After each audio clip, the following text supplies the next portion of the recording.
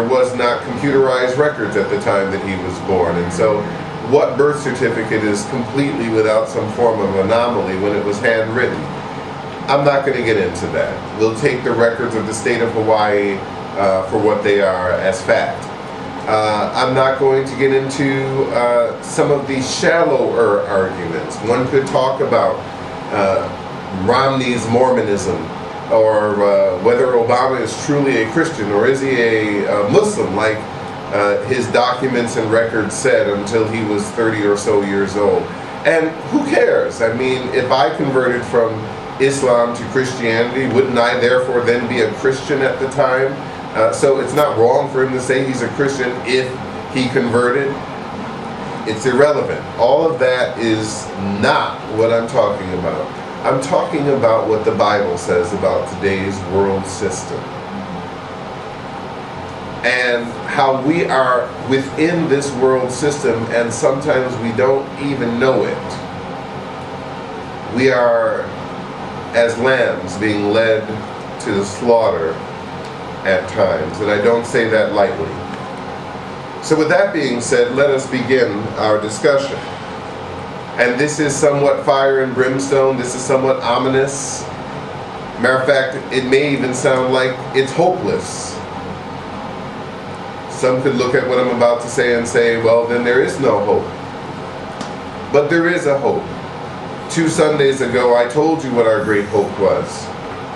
That our King, Yeshua, would be coming on a cloud. And then there would be a shout and a trumpet. And those that are sleeping would arise first. And those that are still awake will be caught together up in the air with them, and will be transformed. So there is a hope. There is a way out of it. However, unlike what the Jehovah's Witnesses say, or some other factions of Christendom say, I will not tell you to ostracize yourself from participating in the system. Although it appears that it might be hopeless, Jesus Christ told us that we are the light of the world. That in fact we are the salt of the earth. That means that we flavor everything around us and we make it better. But if we keep to ourselves and we stop flavoring everything around us, then we allow decay to set in. Interestingly enough, salt does more than just flavor. Salt also preserves. So then, by saying that we are the salt of the earth, it means that we're adding a good flavor to the earth, and we're spreading that flavor around us, but also that we are preserving humanity. We are God's people preserving humanity, not letting decay set in. That's what it means to be the salt of the earth. So it doesn't mean don't vote. No, if you have to choose between the lesser of two evils, then make a choice. Add your flavor and add your preserving power into this world system as we have been instructed to by Jesus Christ. You get that? It's important. Because some of the things I'm going to say today are scary. Some of the things I'm going to say today may convince you to just hide in your closet. But that's not what Jesus said to do. He said to go ye forth into all the world with the good news. And the good news is that He is Lord. And that they, whomever they are, lose. We are the salt of the earth, and we are the light of the world. Let's contrast that to what we're about to read. So, let's go to Revelation first. Revelation chapter 13 and verse 18. You put your fingers on that, and I'll be reading a little bit before that.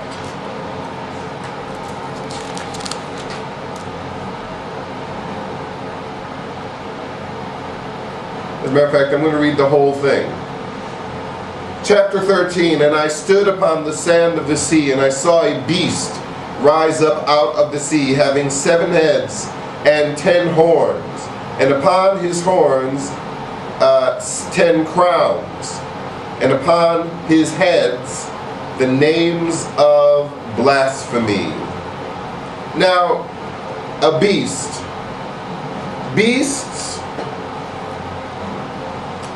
Beasts tend to represent powers that are against God when you're reading prophecy. 7 heads means that there are 7 areas in which this beast has a thought process. 10 horns. Horns tend to represent leaders.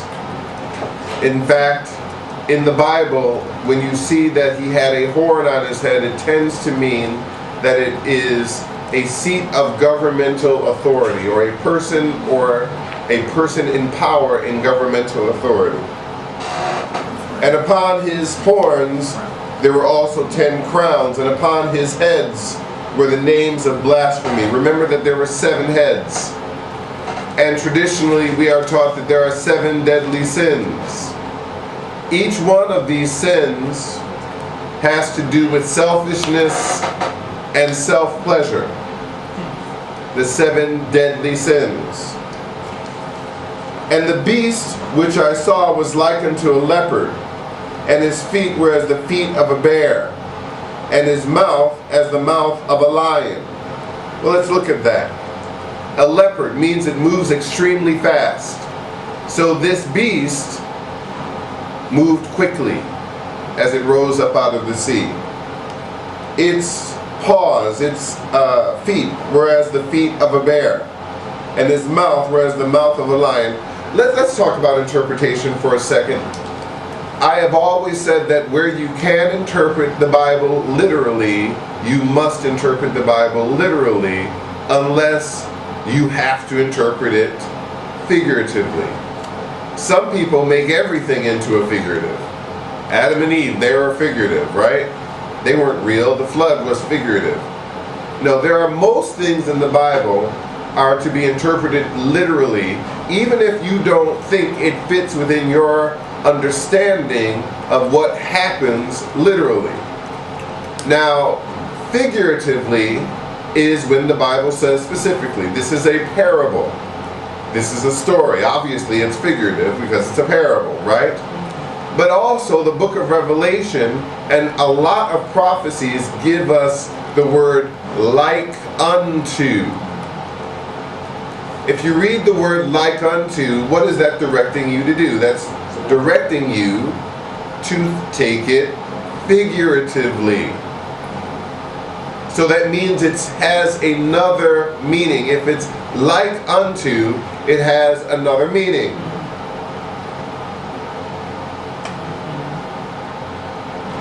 So, having 7 heads and 10 horns, and upon his horns 10 crowns, meaning these were definitely open governmental authorities. And upon his 7 heads the names of blasphemy. The names of blasphemy. What are the names of blasphemy? What is actually meant by blasphemy? Blasphemy normally means to speak directly against God. But blasphemy here comes from the word, from the Greek word, which is blasphema, and its literal meaning is to slander, to detract, to speak injuriously, to be impious and reproachful, to do things that are against the will and the name of God, to lie, to slander. Okay, and the beast which I saw was like unto a leopard, meaning it moves fast. Its feet were as the feet of a bear, meaning that it had power, military, might behind it. And the mouth was as the mouth of a lion, very loud and very fearsome. And the dragon gave him his power and his seat and his great authority. That is telling the dragon, the great red dragon, who is Satan in chapter 12. Therefore we know that Satan, the fallen angel, Lucifer, is behind this powerful, militarily organized, quickly moving beast that speaks blasphemies against God, that has at least 10 centers of his authority. And I saw one of his heads as it were wounded to death, and his deadly wound was healed, and all the world wondered at the beast. Now, notice that this beast has several heads, and several horns, and several crowns. Here we see that one of his heads were wounded as if to death, and his deadly wound was healed, and the world wondered after the beast. One of the heads was wounded. Did it say one of the horns or crowns or heads? Thinking parts. The man of sin. Okay. And they worshiped the beast, saying, "Who is like unto the beast? Who is able to make war with him?" Many people teach us that there will be a one world government. And I'm telling you that there will not be a one world government. There will be at least 10 governments that rule the whole world, that work together under the one leader of that government. So you can say that there's a one world government, but in fact there's not. How many members are there in the United Nations Security Council? There are 5 permanent nations. There are 5 floating nations. There are 10 members of the United Nations Security Council. 5 have veto power and are permanent. The other 5 rotate through the General Assembly. There are 10. They have an army. It's called the United Nations Peacekeeping Force. They move quickly. Media. They're all over the world. Is this the United Nations? Is it rising up out of the sea? Well, let's continue. And there was given unto him a mouth speaking great things and blasphemies. And power was given unto him to continue 42 months, that's 3.5 years. And he opened his mouth in blasphemy against God. That means after 3.5 years, he openly blasphemes against Yahweh. To blaspheme his name, as I was just saying, and his tabernacle, meaning his temple, and them that dwell in heaven, meaning that he's openly speaking against heaven. And it was given unto him to make war with the saints, and to overcome them. And power was given him over all kindreds and tongues and nations. Nations means ethnicities. So kindreds is related people, their languages, and their different ethnicities. The whole world, basically. How do I know this? 8. And all that dwell upon the earth shall worship him, whose names are not written in the Lamb's book of life, slain from the foundation of the world. If you are Christ's, you will not worship him. If you aren't, you will. This is an on or off switch. This is not a middle switch. There's no fader here. There's no halfway on. See, after the rapture, you're going to have to make a choice. Before the rapture, he says either you're hot or you're cold. But I don't like lukewarm because I'll end up spitting you out if you're lukewarm. I want you to be either mine or not mine. But I have to tell you that the majority of Christians right now are very much lukewarm, including many of us listening right now. Lukewarm. When it comes to compromising about things, we're lukewarm.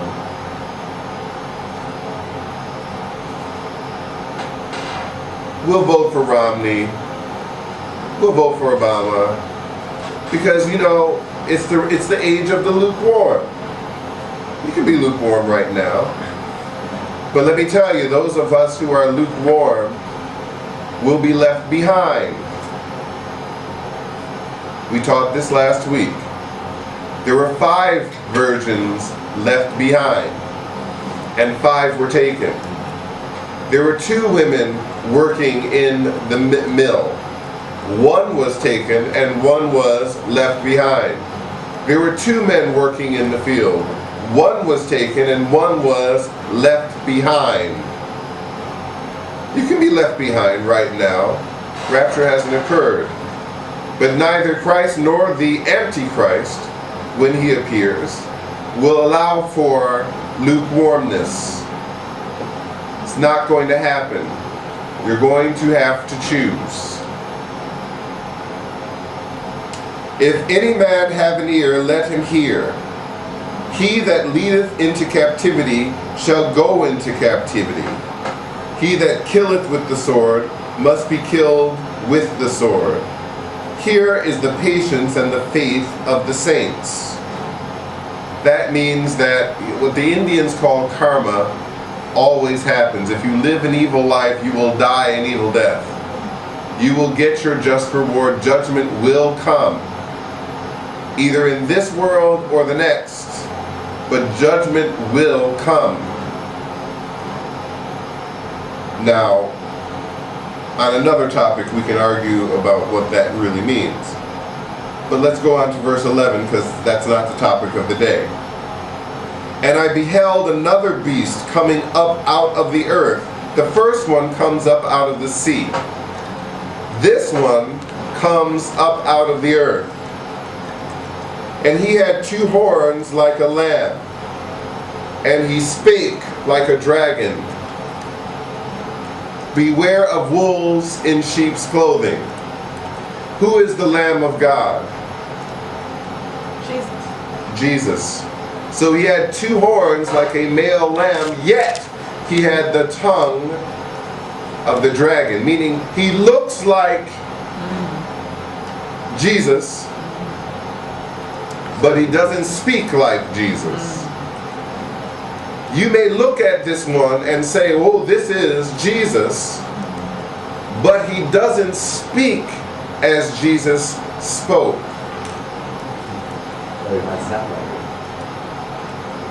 And he exercises all the power of the first beast before him, and causes the earth and them that dwell therein to worship the first beast, whose deadly wound was healed. So something that looks like Jesus is going to not speak like Jesus and give power to the first beast, who appears to be primarily a political leader. Let's take this in another way.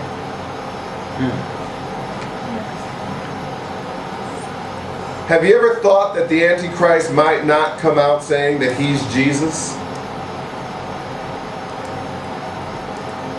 Or even be a religious leader at all, at least at first?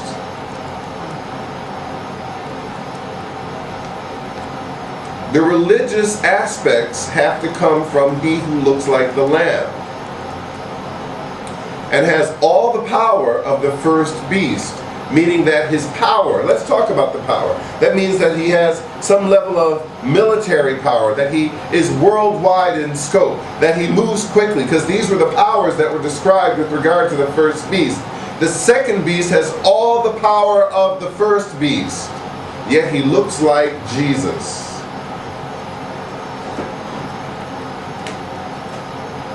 You know, in Islam they teach that Isa, who is Jesus, who is their version of Jesus, is going to return and give authority and power to the great coming teacher, the Mahdi, who is going to be the political leader of the what is it called? Of the Islamic Empire. Ummah, I'm sorry, I said Ummah. Sorry, the Ummah. And they're waiting for this 10th caliph who disappeared without a trace to come back. In fact, Daniel, and he's a political leader. Daniel predicted that the land surrounding Israel will have 7 leaders, 7 rulers over it. And those 7 rulers, in order, were Babylon, Persia, Greece, Rome, and then Rome continues for a long time, because you got to remember that the Byzantium Empire continued a long time. The Muslim Empire, the Caliphate, and then it says that the 5th leader will be defeated by the 6th leader, who will rule for only a short time, and then will come the one who had ruled previously again as the 7th leader. The 6th leader that ruled but for a short time is Great Britain. Great Britain defeated the Caliphate and ruled the Holy Land and the Muslim world, frankly, as part of the British Empire.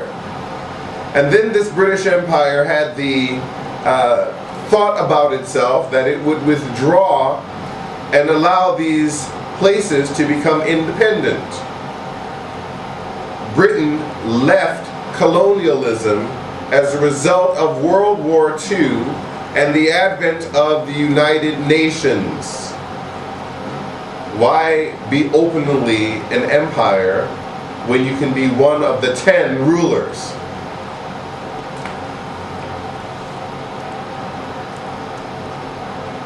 And so now we have Israel surrounded by nation states that were the favored royal families of the British Empire.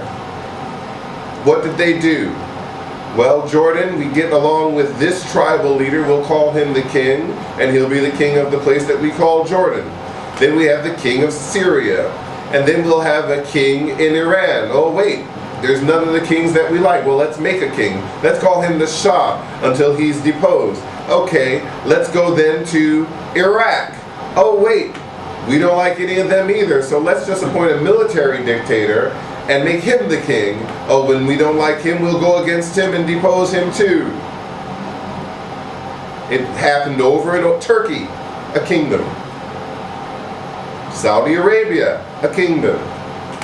These were the kings that were favored by the British rulers and their new American power behind the British rulers. That they say they hate us because of it. But that's not the truth. The reason why they hate us is because we're not Muslim. The reason why they hate us is because a non-Muslim kingdom ruled by a woman of all things took their land, and they could do nothing about it. That's right, Queen Victoria. That was to them what they would call haram. Like, what? Not only are we defeated by Christians, but we're defeated by Christians who are ruled by a woman? That didn't fly too well, to say the least.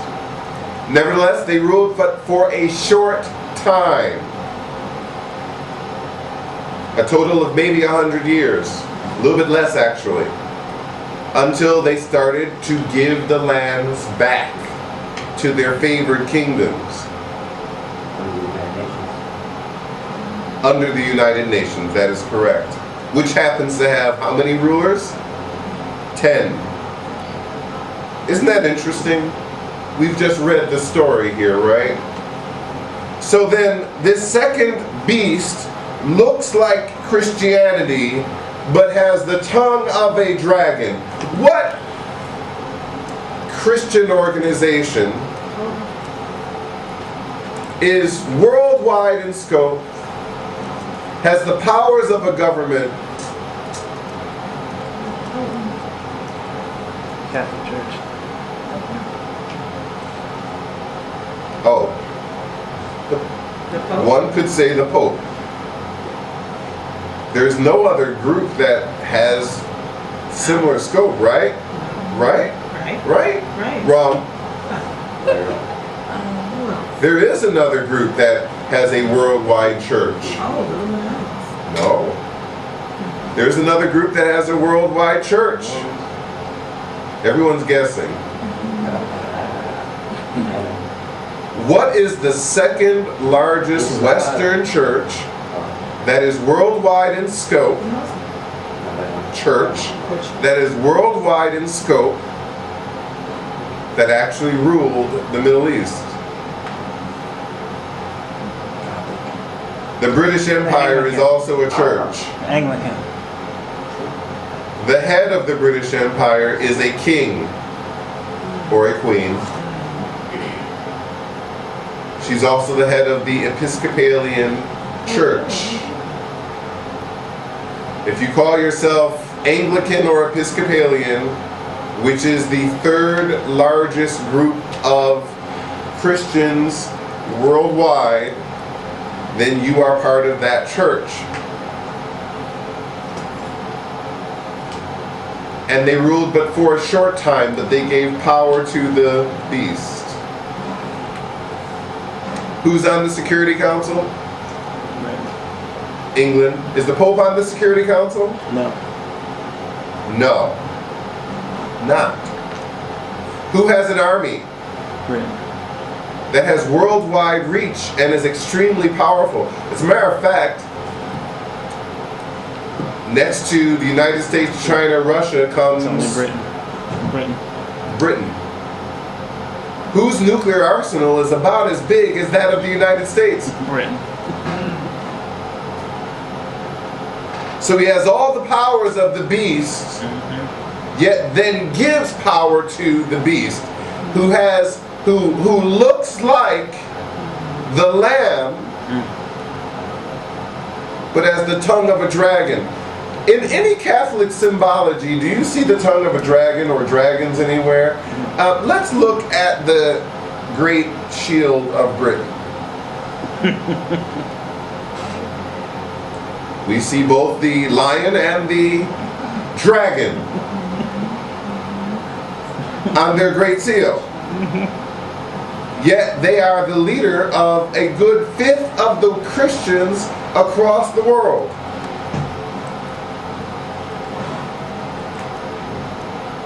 I'm not saying that they are where we're coming from, but there's a lot of anomalies with Britain.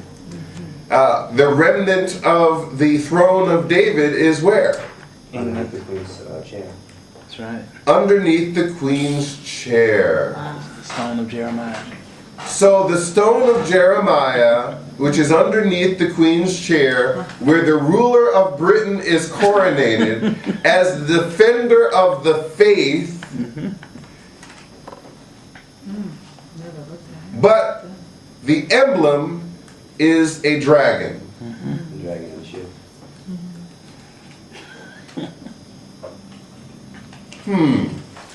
Things that make you go, So while everybody out here is pointing at Roman Catholicism and saying, that's the beast, Wow. there it is. Really? That's where it is? I'm not saying that it's not where it is. I'm just saying Never really It's looked. not the big one. that's not what it looks like. I didn't know that the Catholic Church had the paws of a bear. Can the Catholic Church raise an army and take over a nation if it wants to? No. It once did. It used to be able to, but now it can't. Now here's something that's actually interesting. Pope John Paul II met with the Archbishop of Canterbury, and the Archbishop of Canterbury and the Pope began talk. You can look this up. It's in public record actually. Began talks about again recognizing each other and not excluding the Church of England from its Christendom. That is to say, to return the priesthood of the Church of England as a branch of the Catholic Church. So then what would happen then? Then we'd have the vast majority of the world's quote-unquote Christians in a very precarious place. 6 of 10. Yeah. Yep. Okay. Now, what do the Muslims teach about this beast? This second beast. They say that after the Mahdi has appeared, if the Mahdi is the first beast, and I can show you that he is the first beast, but nevertheless, once the Mahdi has appeared, then there will come Isa, who was ascended into the sky, and he will come back and show himself to be he who was ascended into the sky. He will denounce that he was ever crucified. He will denounce that he ever died for sin. He will say he is not the Son of God. And he will say that the last great leader of the world, the Ummah, is the Mahdi. Oh, well, let's read about that. And I beheld another beast coming up out of the earth, and he had 2 horns like a lamb. Hi, I'm Isa. I have seen the Lamb of God. And he spake as a dragon, yet I was not killed. I was perfect, and I was taken up as all perfect people do. In fact, my mother was taken up too, Mary. Just like the other perfects. Right? Okay.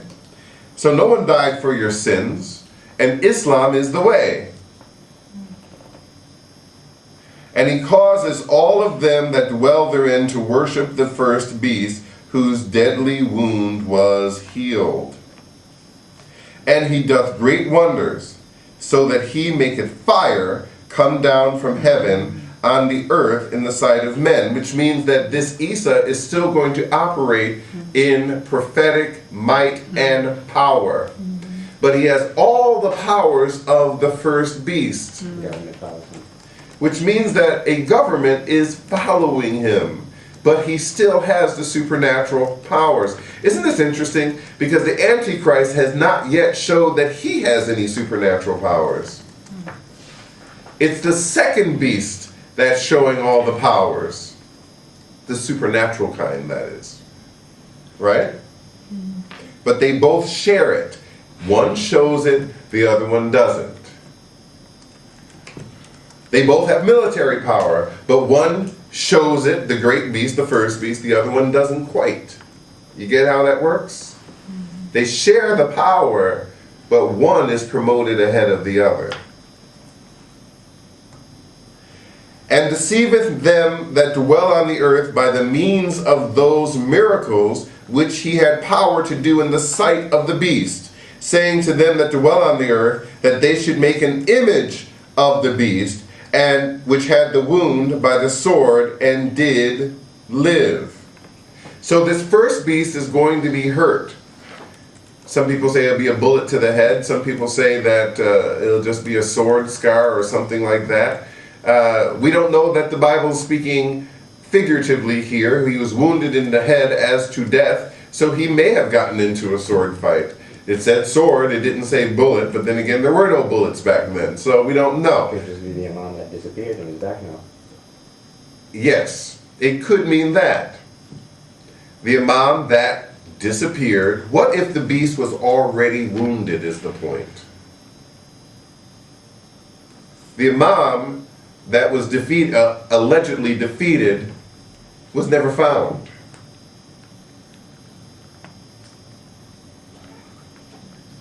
Yet, he recovers. Daniel says that the fifth kingdom will rise up to become the seventh kingdom. And surely, if you talk about the fact that 1/3 of all the members of the United Nations, 1/3 of all the members of the United Nations is Muslim, that means at any given moment, generally, 1/3 of the 10 seats is a Muslim seat, then the Ummah will be present on the Security Council. And if the Ummah, with its various fake nations now, because I say fake nations because they all swear allegiance to their Mahdi as their Quran and their, oh my God, why can't I think of the word?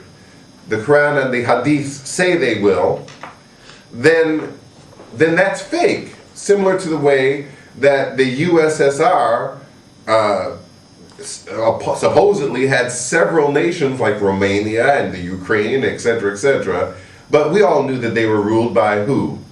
The chairman of the Communist Party in the USSR. No one was fooled by this, but they had all their seats on the United Nations. So do you really think that the Ummah is going to give up 1/3 of the seats on the United Nations just because they are now swearing allegiance to one leader? No, of course not. Which is why, out of the 10 horns, Daniel says, and then I saw a little horn rise up from amongst the 10 horns and have power over all of the 10 horns. Because he's not really one of them, yet he is. He speaks heavily. And if England or Rome, or a combined England and Rome, come together and give power to him, then his power is without rival, except possibly the United States. We'll talk about the United States in a second.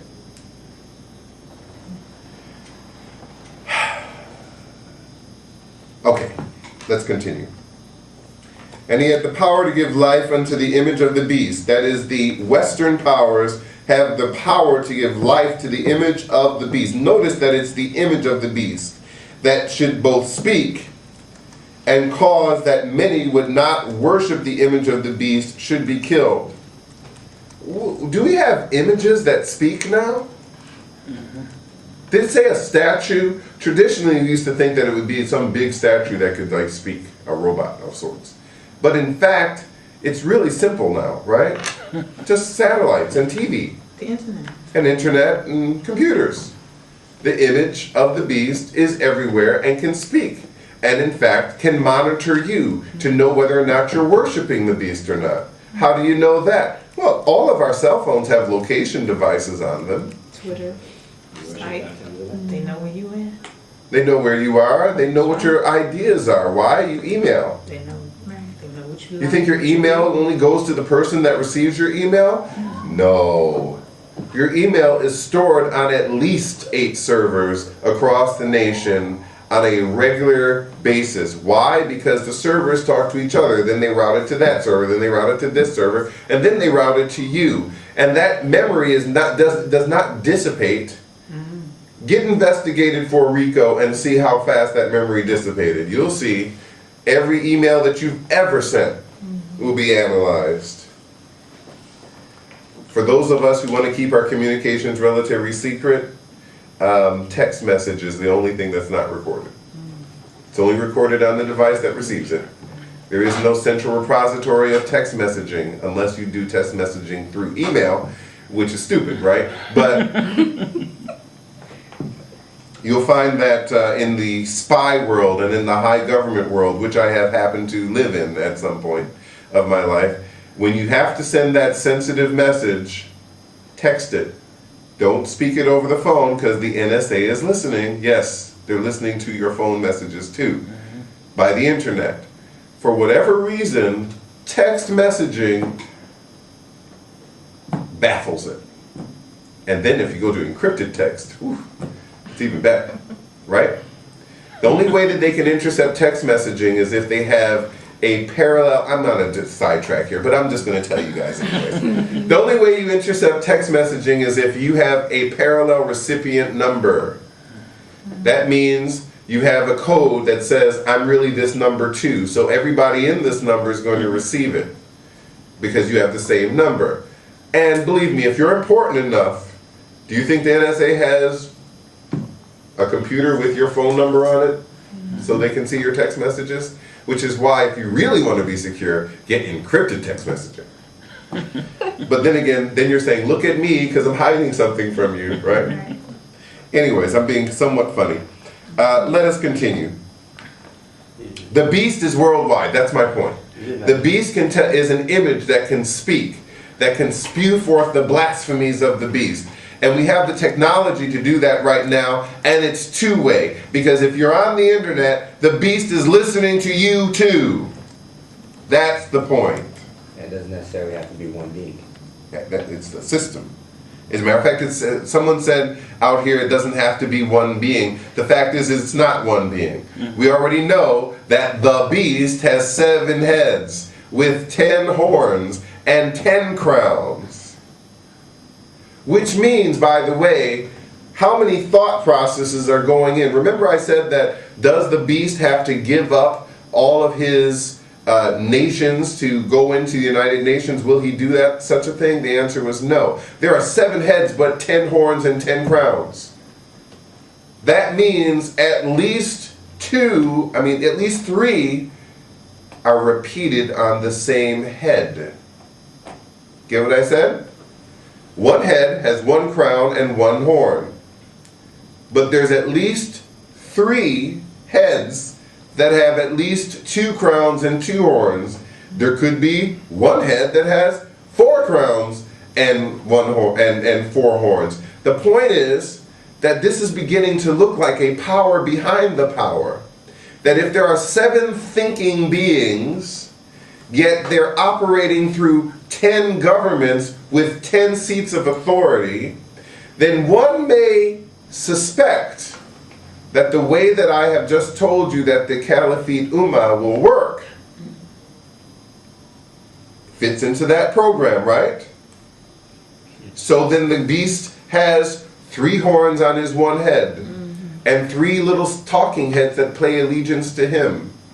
Muhammad did say that. By the way, in the Quran and the Hadiths, the great Mahdi will have 3 lieutenants. Read it. 3. And he causes all, both small and great, rich and poor, free and bond, to receive a mark in, not on, in. Chip. Their right hand, or in their foreheads. Wow. That's right. Chip. That no man may buy or sell save he have the mark. Or, so that means not everybody. Is every man going to have the mark? Because now we have an or. Or the name of the beast, or the number of his name.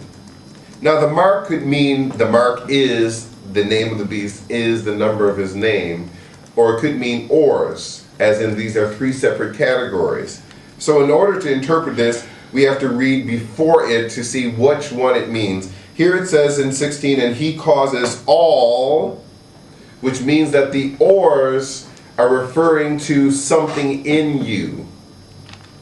So then the mark and the number and the name is the same.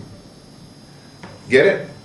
If all have it, then it's not 3 categories. It's referring to one thing that all have. But it's either the name, but the or refers to what you refer to that thing as the number, the name, or the mark. This is related to commerce. You can't buy or sell without the mark. Let's talk about that for a second. Did you know that the internet is now the center of commerce? And I don't just mean when you buy something online and have it delivered by UPS or anything else. When you go to the store and swipe your credit card, the internet has been used for commerce. How about this? When you don't swipe your credit card and you use cash money to buy something from a major chain, guess what happens? The tag on that thing is scanned, it's sent to the central processing unit of that chain of stores. They know that they have sold yet another one of these items, and that this store is going to automatically need that item to be replaced unless somebody has chosen to phase it out. Do you know that Target, that Toys R Us, that Walmart, the store managers have no choice about what they're receiving to sell? That is all connected on the internet, and the orders are made automatically by the computer, which is controlled by corporate headquarters, which decides what products they're going to sell and to whom they're going to sell it. McDonald's works the same way. Every McDonald's, the manager at the McDonald's does not order the number of cheeseburgers he needs. The computer, based upon the season, the region, and the number of sales at that location, will ship automatically the amount of beef burgers that that store is going to need on a projection basis to that store. That means that the beast, the system, is in control.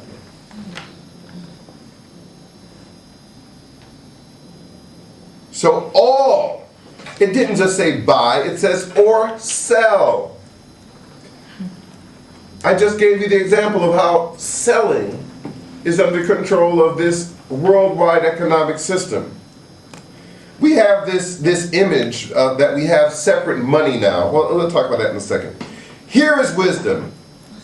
Let him that hath understanding count the number of the beast, which means that the number has to be counted. It's not merely just 666, but you have to count the number. You have to know how to decipher what is in front of you to recognize the beast in action. It's not going to be in your face. Damien will not have 666 branded to his scalp underneath his hair. It has to be discovered and deciphered. It's not in your face. That means that he that hath understanding, meaning you have to be able to count, you have to be able to understand what you're looking at in order to be able to recognize it as the number of the beast. Let him have understanding, for the number is 603 score and 6. 3 score, a score is 20. You know where we get the word score from? It's the number of fingers and toes that you have. So 3 score and 6, or 66. By the way, the word 3 score did not appear. The only thing that appeared was the words that come to 666. So it could simply be 666. But when the Bible was translated by the King James translators, they saw 666. And they just said 603 score and 6 because that's how they talked in Old English. That leaves us looking at it not as numerals, but as a full number, 666, as opposed to 3 numerals of 6, 6, and 6. But it could be both. Now let's talk about what this means. What is a mark? A mark could be a symbol. A mark also means money. In the Germanic languages, mark literally means money. Hence, the German currency before the euro was called the Deutsche Mark. Caesar called his money the marks. As a matter of fact, when Jesus said, "Give unto Caesar," whose image is this that you see? He actually said, whose mark in Latin, if he was speaking Latin, that is. He was probably speaking Aramaic. But if he was speaking, mark is this that you see? I see the mark of Caesar. Good. Give unto Caesar what is due Caesar. Mark is money. Mark means money. mark also means money. It means mark on your skin, it means mark on this, mark that, but it also means money. And since it's related to buying and selling, we know that the number of the beast therefore is related to what? The instrumentality of buying and selling, which is money. Which brings us to the American mark.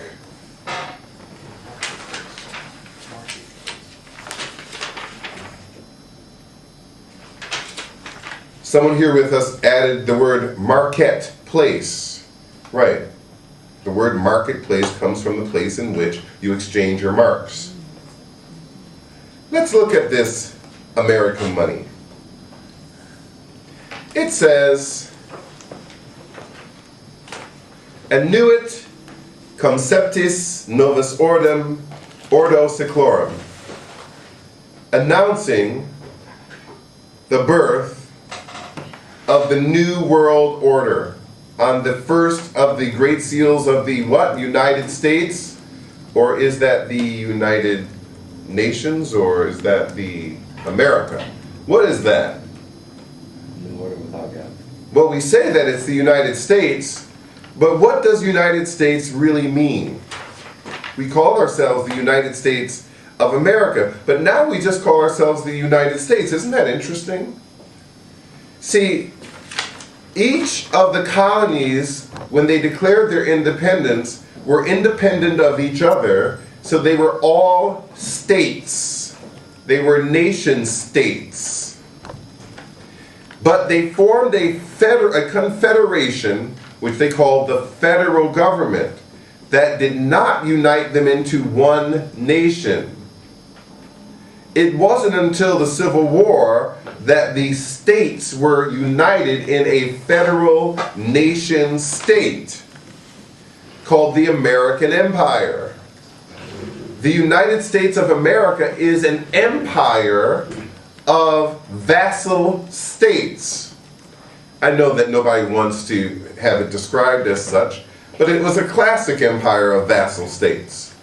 In fact, Rome was the emperor, but Rome had governors over each of the provinces of Rome, and had vassal states that had their own governments with their own kings and their own forms of justice and government that owed homage to Rome.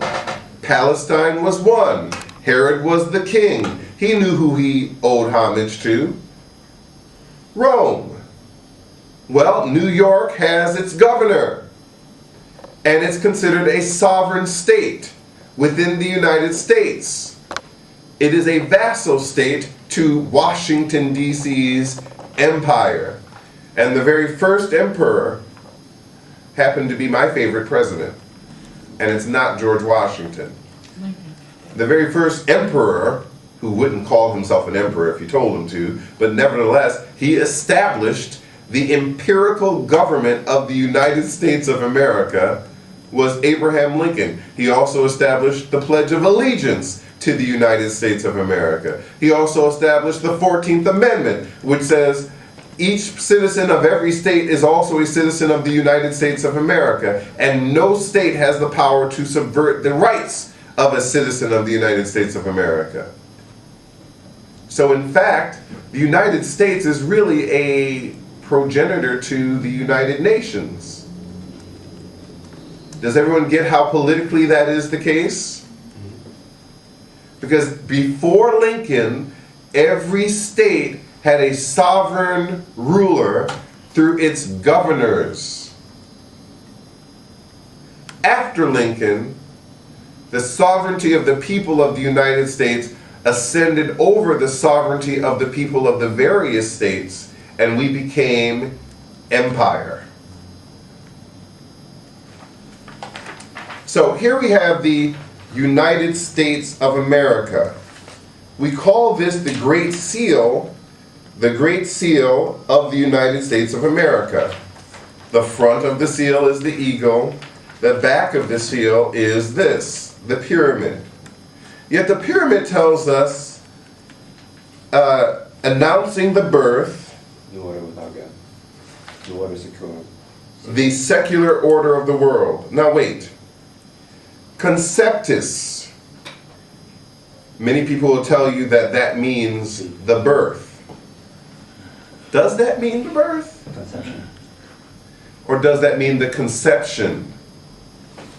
So on July 4th, 1776, when a bunch of Masons got together, oh, did I say that? Darn, I slipped. When a bunch of Masons got together and formed the Great Seal of the United States, they had a concept announcing the concept of the new world order, an order without God, because it's secular. Yes. Novo order seclorum, an order for the people, where the people are ascendant. So is that the Great Seal of the United States or the concept of the United States? And if that is the case, Concept being applied in Europe now. then the concept is not limited to the borders of the United States. Yeah. This is not the Great Seal per se of the United States of America only. This is the Great Seal of, read it, the United States. Does it say it's the Great Seal of the United States of America? Or does it say it's the Great Seal of the United States? So at the time that this became the Great Seal of the United States, was the United States a United States? No. Or was it a confederacy of independent states? It wasn't united. So when they were announcing the concept, they were announcing the concept of what they intended to do worldwide. How do I know this? Annuit, announcing, conceptus, the concept, novus, new order of the world.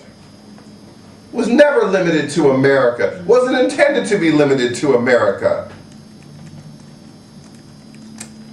And now, do we have a similar concept in the world? Well, let's think about it. We have a Senate composed of the more powerful nations of the world called the Security Council. And we have the House of Representatives composed of one ambassador from every member state of the United Nations. What's another word for nation? State. State. So in fact, the United Nations could actually be called what? United States. The United States.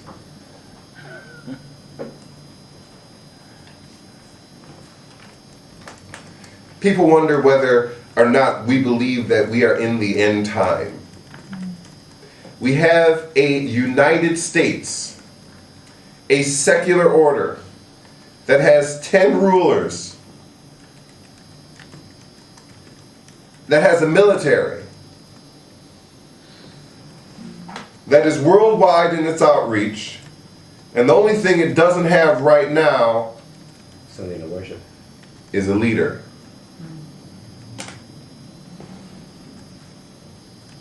Let's talk some more about this Great Seal of the United States. This Great Seal, this coin, this mark. Does it have 666 within it? Well, let's see now. A six-pointed star is called a hexagon or a hexagram. A hexagram is a six-pointed star. A hexagon is a six-sided object. 6 equilateral sides. We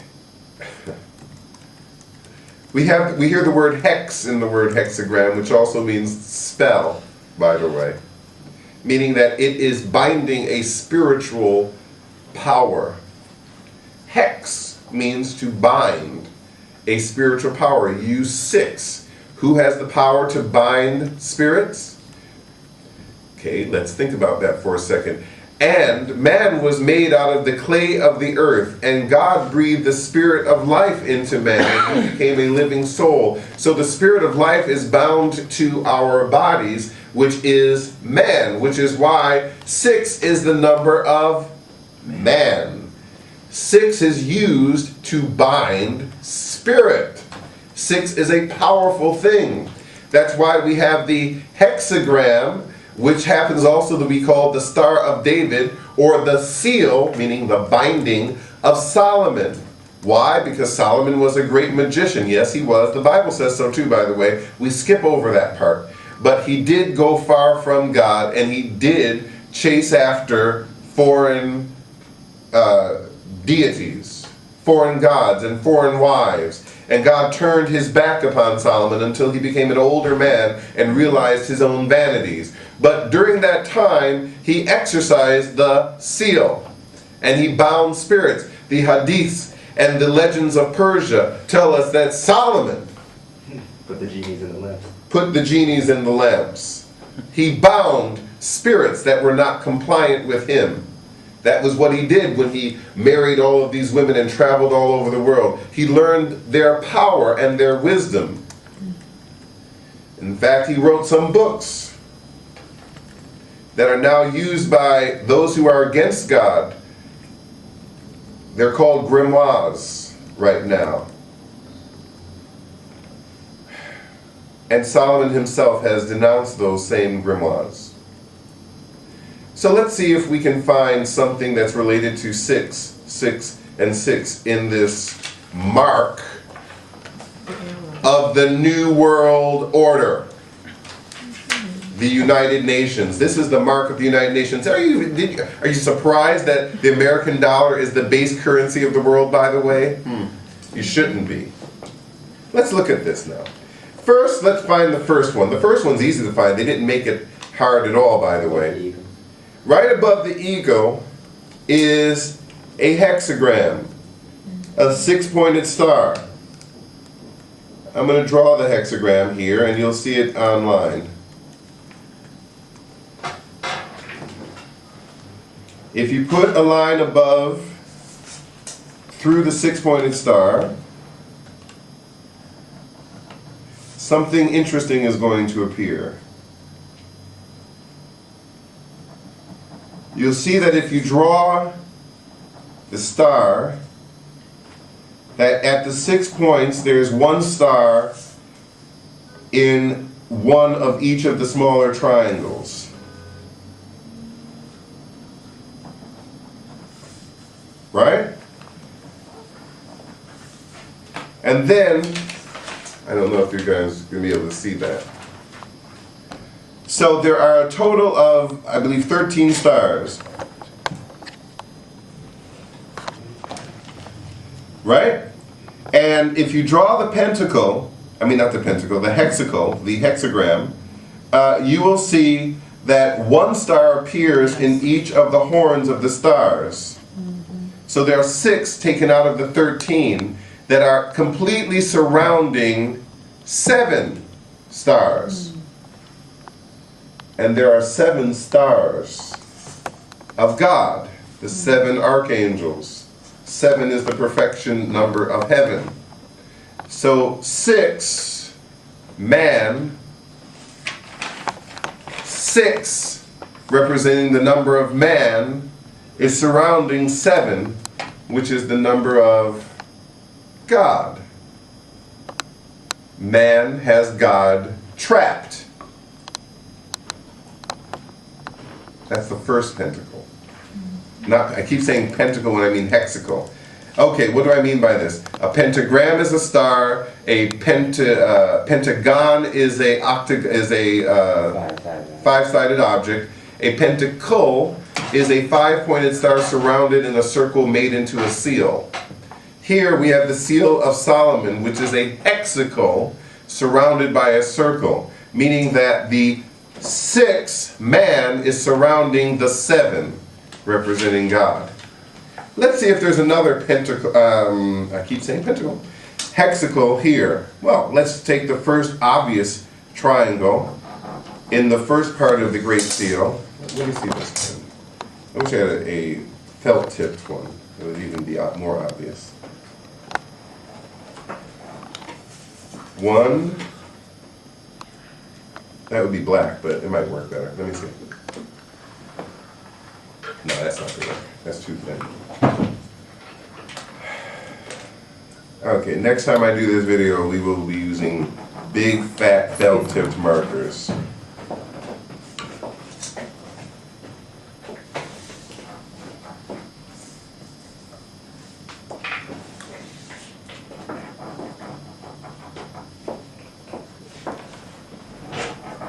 Okay, we have one triangle there. If we go from the A to the S, we have the hidden triangle that goes directly under the I. A to the S, A to the O in Ordo. Ah, that'll work. Okay. Yep, perfect.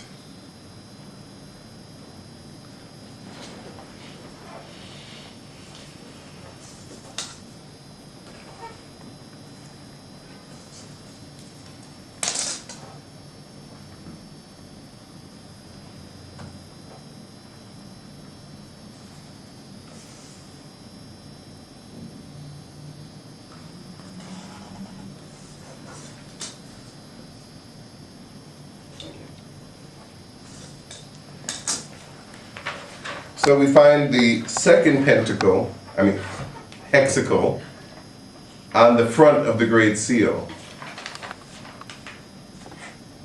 And if you read it counterclockwise, or desoil as they say, you have to read things backwards when you're looking in for the mysteries, you'll find that it points out the word mason.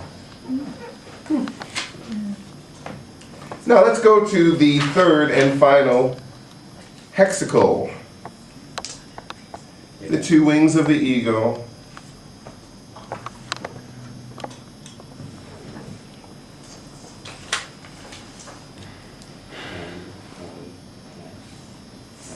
Excellent.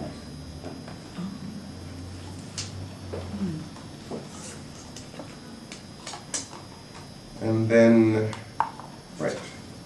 Then you go to the hands of the eagle.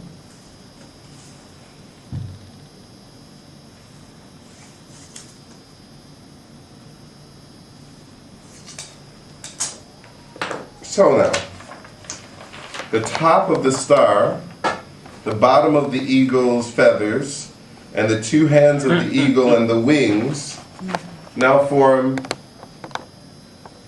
the third hexacle on the dollar bill, or the Great Seal of the New World Order of the United Nations, the United States. So you have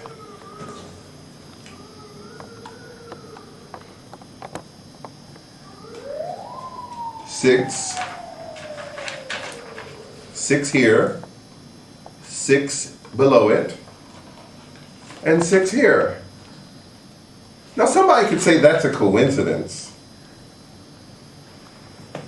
Might be, but do you think that the Masons who call themselves the great architects, design anything by accident? First of all, the ideal of design and accident don't work well together, right? Let's see if this Great Seal also has some other things in it. Now, you'll see that on the front of the dollar bill, the number 1 is also entrenched in a circle 3 times. 1 in a circle. 1 in a circle. 1 world, right? But the 4th one is in a shield. Let's look at the shield really closely. On the upper left-hand corner of the shield, something really unique is there. Oh. There's an owl peeking above the upper left-hand corner of the shield. Look at your dollar bills.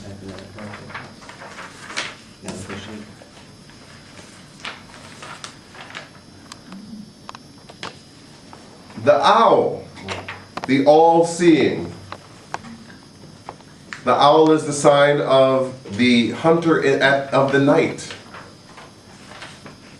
Owls don't come out and hunt during the day, they hunt at night. And they see very well in darkness.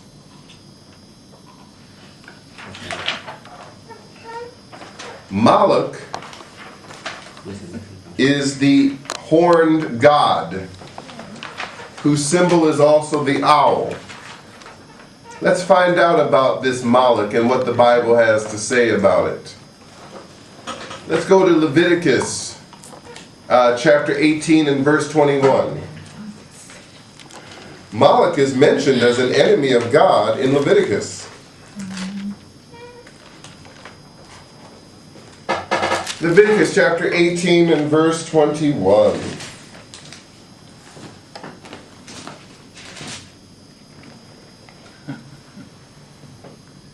And thou shalt not let any of thy seed pass through the fire to Molech, neither shalt thou profane the name of thy God. I am Yahweh. Thou shalt not lie with mankind as with womankind. It is an abomination. Now, the reason I read both of these things is, isn't it interesting that the United States now has legalized gay marriages and abortion? Both of which are contained in this passage, which indicates to us that these are not only abominations to God, but are somehow related to the little owl right here on the dollar bill. Are we surprised then? Well, let's continue some more. Let's see if God has anything else to say about this. Leviticus, there's another passage in Leviticus, and it wasn't 2 through 5. Let's see. Well, in the meantime, let's go to 2 Kings 23 and 10 while I look the other one up. 2 Kings 23 and 10.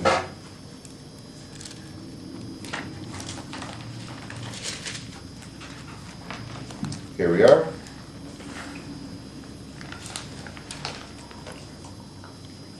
Actually, that's 16. And he defiled Topheth, which is in the valley of the children of Hinnom, which is Gehenna, that no man might make his son or his daughter pass through the fire to Molech.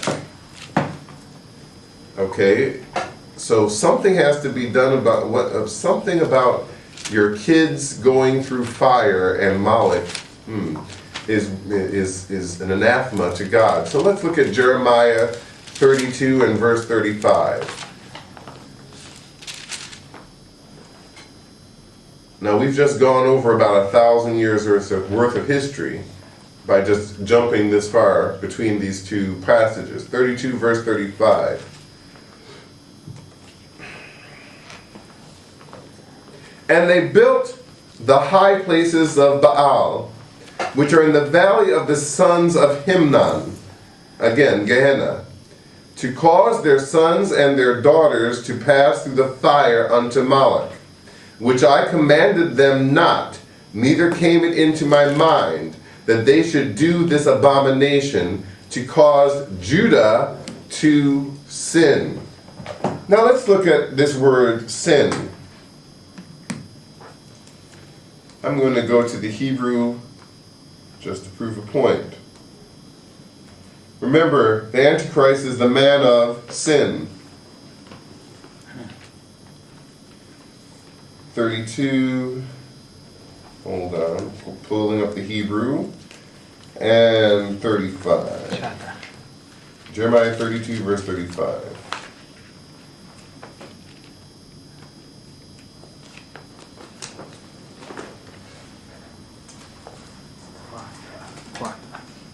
Right. The primitive word there is to hata, right? To go astray, to commit sin, to do fault, to... It also means to offer for your sins and for your trespasses, to seek to purify yourself. There's a reason why I pointed that out. The children of Israel were seeking to purify themselves by offering the fruit of their womb for their own sins. The reason why we are bringing this up today is because we're talking about a government that allows abortions. Why do people get abortions? One can say it's because it's inconvenient for the mother, she's not ready to have the child, it's a freedom of her body, whatever the case is. But how did the child get in her body in the first place? Do married people mostly have abortions? People who should be having sex with each other on a regular basis, are they as concerned about the whole thing that they're going to run and get an abortion to kill the fruit of their loving union? Is that what's happening? Or is the abortion market mostly for the inconvenient truth that you got pregnant because sin? And in fact, now I know people are going to take this the wrong way, and I'm not saying that a person who was raped does not have the right to get an abortion. And I put both rape, there is real rape. I'm not going to be a crazy Republican and say real rape versus not real rape, okay? Rape is rape. Rape is being forced into the sexual act against your will. And if you're not an adult and you're not able to give consent for your own will, then in fact, anything with you is a form of rape. I'm fine with that. But nevertheless, the purging of your son or your daughter for the sake of sin is still there. You're taking a human life because of sin. So maybe they started abortions for sacrifice. Of course that's what they started abortions. They started abortions for sacrifice. Right on the money. Secret operations for Satan, for Moloch, who gives prosperity only if you purge yourself of your sin, hata, and it's right here on the dollar bill. So if this isn't a mark that has 666 on it, I don't know what is. Now, the question is, it's not in our foreheads or in our hands yet. The dollar bill is the currency, standard currency of the world. It said it would be because it was announcing a new world order on its great seal of the United States, not the United States of America, of the United States. You want to know how close evil is to you every day?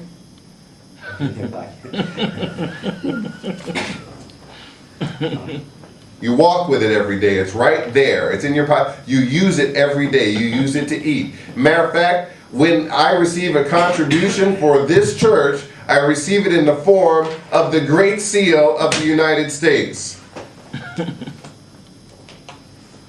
But it ain't in my hand. In terms of the forehead, the hadith says that Isa will cause the Muslims to mark their forehead and then wage war against everyone else. My local expert on Islam, who happens to be my son, has pointed out also that the hadith says that that Isa the one who here in the Bible is giving the power to the beast, will cause Muslims to mark their foreheads before they wage war on all of us. Mark their foreheads, just like the Bible says. You know, a lot of people say that this is just conspiracy nut theory stuff going on. And we'd like to think that. I would like to think that. Truthfully, I would like to call myself a conspiracy theorist nut. I really would. Because the world would be such a much safer place if I was wrong. But there's a reason I'm a Christian. Yeah, I have studied every aspect of the New Age thought, the New Thought movement, which happens to be, by the way, the New World Order in a religious form. Did you know that the United Nations was formed by the Order of Theosophy, which was started by H.P. Blavatsky, who was also the matron, philosophically, of none other than Adolf Hitler, none other than Marx. Oh, and by the way, also, I'm not going to go with that. Theosophy, the one world religion that combines politics, philosophy, theology, and sociology in a way that works for all of man. That openly said that Luciferianism, followers of the light, of telema, which is reason, is the way that we should go. That openly said that the more intelligent and the more perfect human beings need to be elevated to the place of rulership according to their intellectual and charismatic psychic abilities. That these are the true leaders of the New World Order for all of mankind. In the United States, oh, we can't call it the same name, let's call it the United Nations, which means the same thing. And we bought it. By the way, they teach that there are many Christs. That Christ was, that the death of one man was not sufficient for the alleviation of sins in the world. That the world is overpopulated and needs to be brought under control. And oh, by the way, the world is overpopulated because of sin. So by eliminating all the people in the world that are overpopulating the world, we are actually atoning through blood for the sins of the world. But they don't say this openly, you see, because if they said it openly, then the Christians would say, that's the Antichrist. But you can read it. Blavatsky's books, every single library that you want to go to, they're right there. Karl Marx's books, Anne Besant's books. Yes, I'm naming the names. They're there. Do you know that the Great Conspiracy hides their conspiracy in your face every day? I'm talking not just the minimal aspects of it. I'm talking about the more complicated and deeply putrid aspects are in your face every day. You know why? Because if you're smart enough to decipher them, then you're smart enough to be with them. Recruit.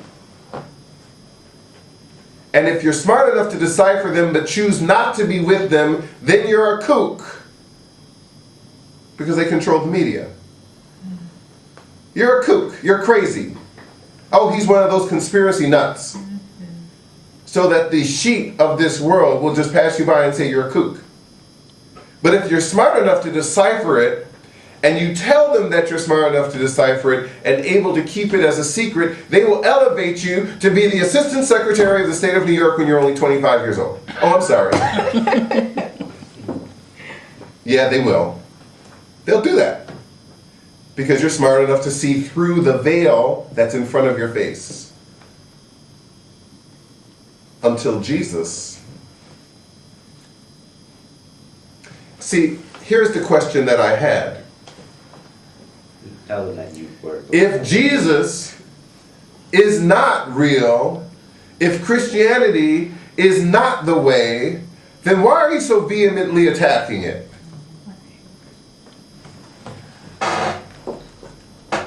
If Jesus is, you're not so vehemently attacking Islam, by the way. Have you noticed that? They have a right to their life. As a matter of fact, they're just on the same footing as Christianity. You know, you bad, bigoted Christians. You know how many people you kill, you Christians? You know, forgiveness and all of that. Chop off their hands. Right? It's illogical when you think about it. But we're the big bad wolf. The Christians are the big bad wolf. Yet the religion that will chop off your hands if you steal. That's right. The religion that will kill the wife if she commits adultery rather than even try to forgive her. The religion that will kill you if you leave it.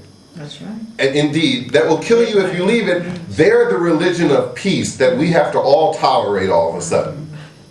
But the real religion that says, you know what, give your brother the doubt, the benefit of the doubt. And if he says he's sorry, forgive him. Even if it hurts you to forgive him, forgive him. Yeah, that's the religion that we have to be against. Love your enemy. Yeah, we supposed to be. How about this one? The religion that accurately predicted in what I just read from you out of the book of Revelations, the shape and size of the United Nations, the coming Ummah, or the fact that the New World Order has 666 on it. That religion is a fairy tale that cannot be relied upon. So here is this person who could see through the veil, who also saw through the veil of the veil, and found out that Jesus is Lord. Oops. And that if you stand against him, you might be on the wrong side, no matter how powerful or good it looks. So I promised that I was going to talk about politics. Just mention that, therefore, if you're that smart, you automatically choose to worship Satan. I'm going to talk about politics. People ask me for the last month, who are you voting for? And I say I'm having trouble.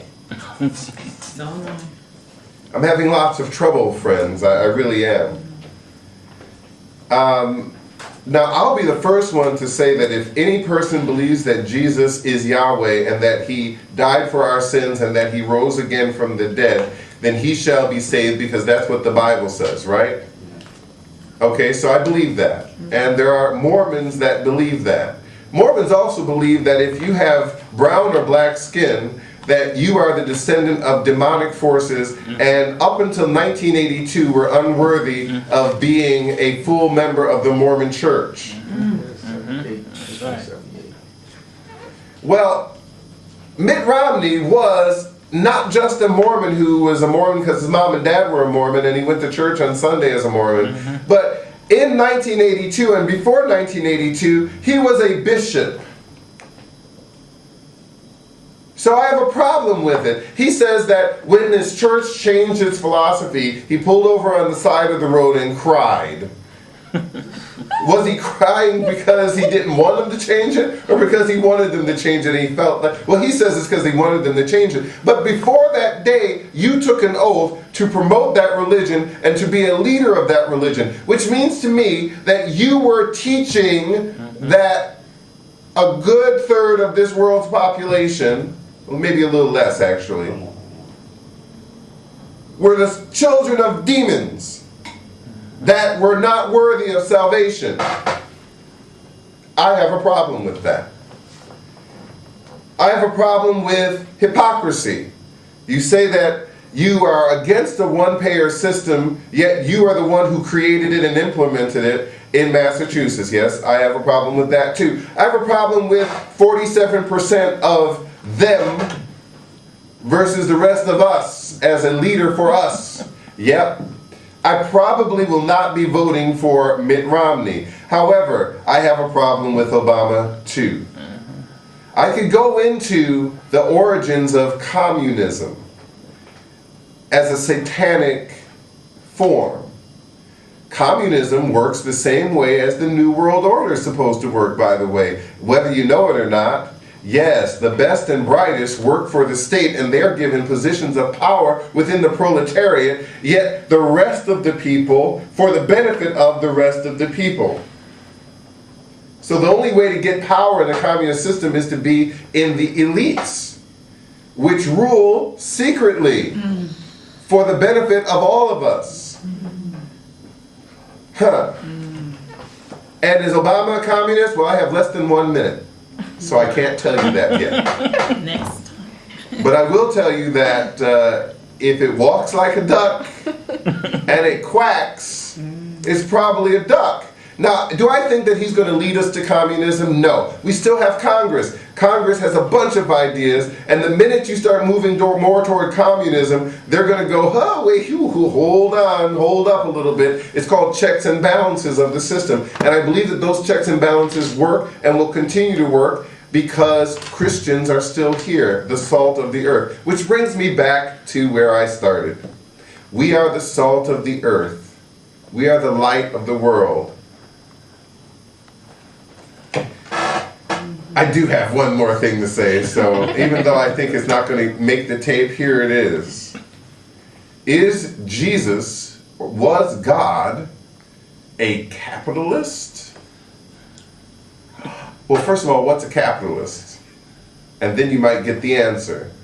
Capitalism says that you earn what you work for. You earn from what you create. That your ability to provide for yourself and for others that you love is governed by the efficiency, the efficacy, the intelligence, and the skill and effort that you put into doing that. That every man is judged by his ability to do these things, and those who succeed higher than others do so because they have more of it. And even then, you talk about inheritance, which is a form of socialism. Yes, families are socialist entities. Families, in fact, are actually communist entities when you think about it. But the reason why it works is because families love each other. So yes, they're willing to share everything and sacrifice everything for each other. But most people are not willing to do that for the guy across the street. And you can't force love. You can't make a person love another person. No, they do. They learn to, but you can't force them to. In fact, if you try and force it, they'll be fighting against you, and it will make them hate the person that you're trying to force them to love. How many times have you seen matchmakers see a perfect couple, and because everybody says, hey, why don't you go out with this person? Hey, why don't you go out with this person? Next thing you know, they're on the other side of the room refusing to go out with each other. Why? Because you're trying to force them to love each other. But if you left them alone, I bet you anything. Like attracts like. So here it is. Is the world capitalist? The answer, yes. Yes. The stronger lion gets more zebras to eat. Yes. God made it that way. The tree with the deepest roots will strangle out the smaller trees in the area. I didn't create it that way. God made it that way. Love, however, is contrary to that natural order. This is where politically we have a difference. We are taught to love each other and be charitable to each other. Yet